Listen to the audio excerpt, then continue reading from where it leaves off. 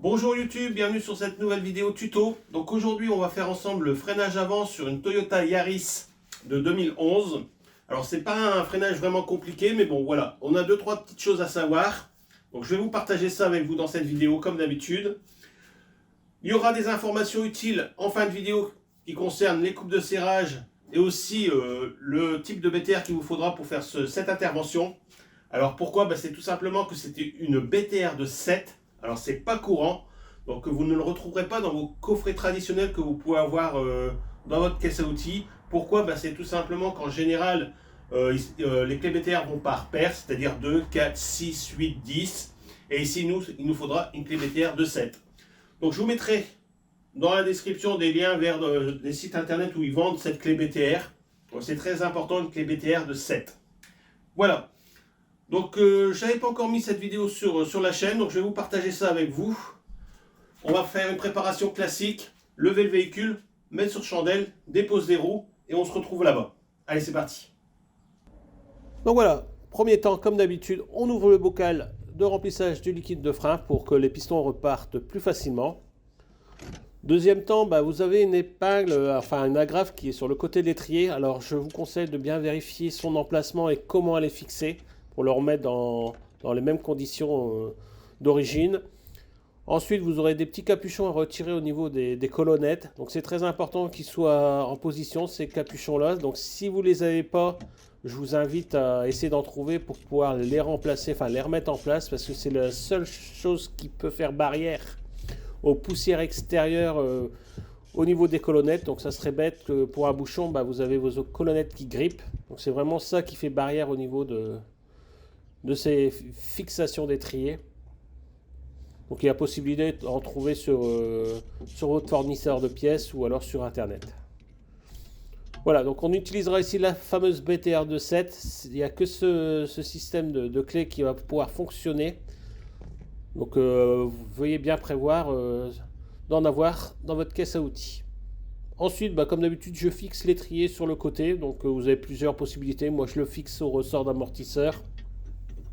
Voilà, donc il suffit juste de dégager l'étrier et puis le mettre sur le côté. Puis vous pouvez mettre une sangle ou un fil de fer.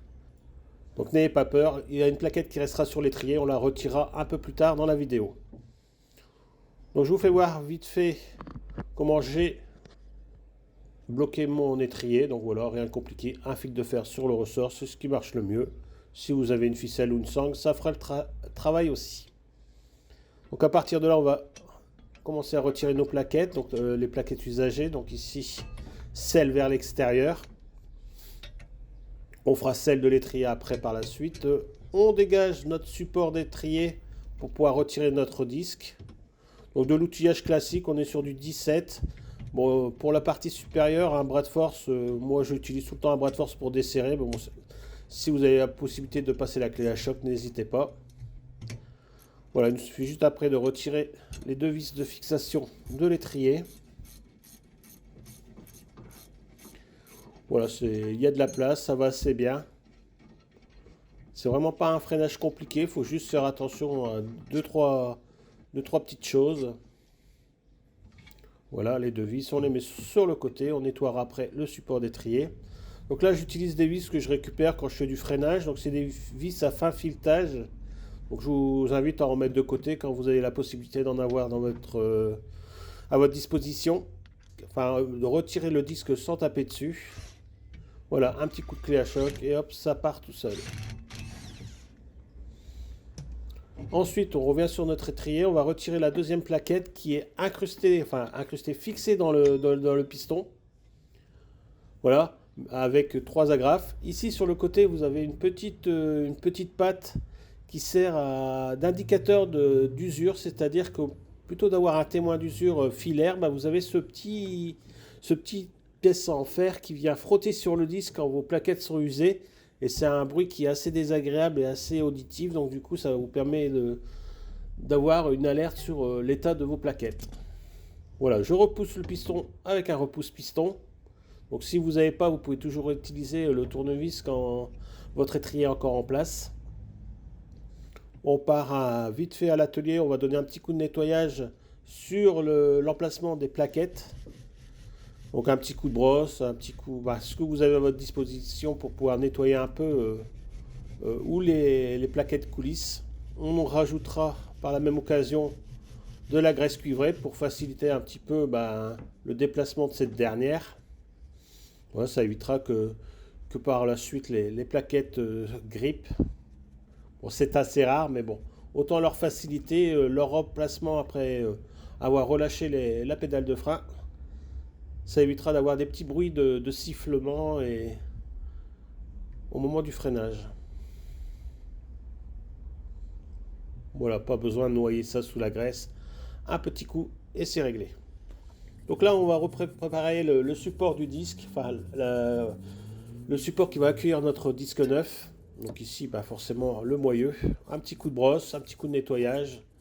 Toujours pareil, plus vos surfaces seront propres et mieux ça sera. Bon, moi c'est pareil, pour faciliter un démontage plus tard, je mets un petit peu de graisse cuivrée, vraiment léger, pour éviter que le disque vienne se coller, se souder au moyeu. Ça peut être toujours utile pour un futur démontage.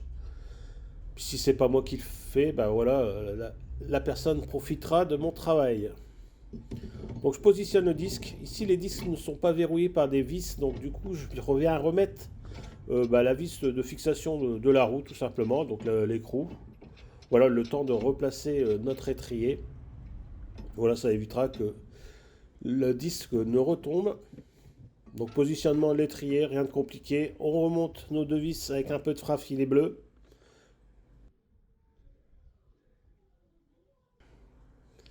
Voilà, c'est quand même des vis qui sont sollicitées, qui travaillent pas forcément beaucoup, mais qui ont une contrainte à la chaleur, donc un petit peu de frein filet, c'est tout aussi bien. Voilà, surtout que là, on peut se rendre compte que la vis se visse à la main sans contrainte. Donc voilà, je préfère assurer avec un petit peu de frein filet.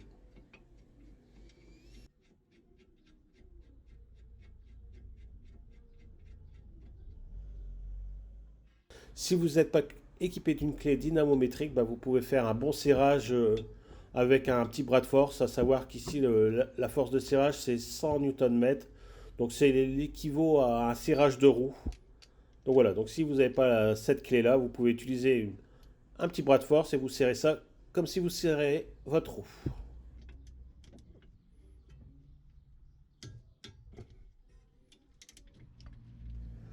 Un petit coup de nettoyant frein sur le disque parce que voilà, j'ai eu un peu de graisse cuivrée qui est partie sur le disque.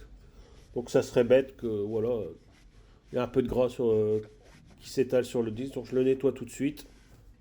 Je reviendrai à la fin sur un nettoyage total du disque avant repose de la roue. À partir de là, il ne nous reste plus qu'à positionner notre plaquette extérieure, donc qui vient coulisser sur le support d'étrier. Et la deuxième plaquette qu'on va aller repositionner directement sur le piston au niveau de l'étrier. Donc qui vient s'emboîter à l'intérieur du piston. Voilà. C'est vrai que ce n'est pas des montages qu'on retrouve souvent sur PSA, mais voilà, ici Toyota, vous avez ce système-là. Voilà, on peut se rendre compte que la petite patte d'usure des plaquettes est bien sur la plaquette neuve aussi. Donc c'est vraiment notre témoin d'usure sur ce modèle-là.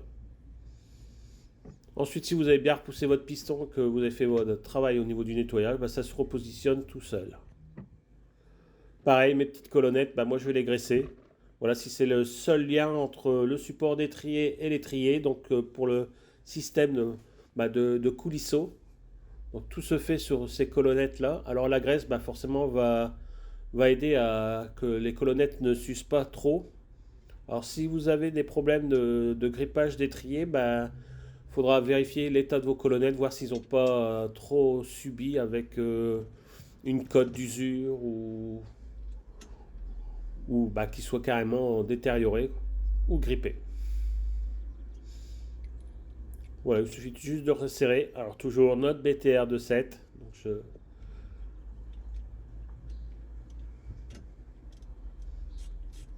c'est vraiment le seul souci au niveau de l'outillage qu'il vous faudra, c'est cette fameuse BTR. Sinon tout le restant c'est du classique.